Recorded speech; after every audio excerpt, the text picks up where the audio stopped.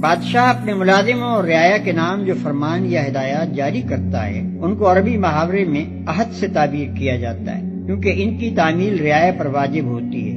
یہاں عہد کا لفظ اسی معنی میں استعمال ہوا ہے۔ اللہ کے عہد سے مراد اس کا وہ مستقل فرمان ہے جس کی روح سے تمام نوع انسانی صرف اسی کی بندگی، اطاعت اور پرستش کرنے پر مامور ہے۔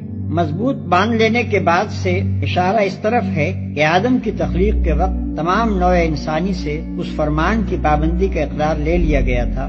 سورہ اعراف آیت 172 میں اس عہد و اقرار پر نسبتاً زیادہ تفصیل کے ساتھ روشنی ڈالی گئی ہے۔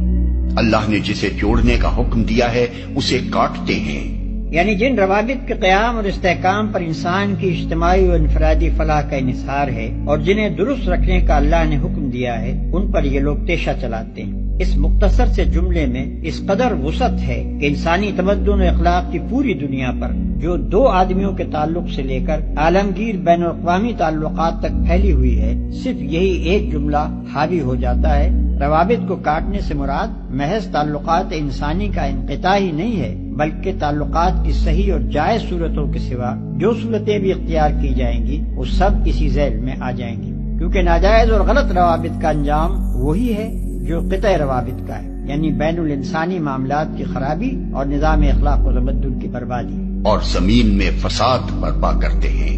ان تین جملوں میں فسق اور فاسق کی مکمل تعریف بیان کر دی گئی ہے۔ خدا اور بندے کے تعلق اور انسان کے تعلق کو کاٹنے یا بگاڑنے کا لازمی نتیجہ فساد ہے، اور جو اس فساد کو برپا کرتا ہے وہی فاسق ہے۔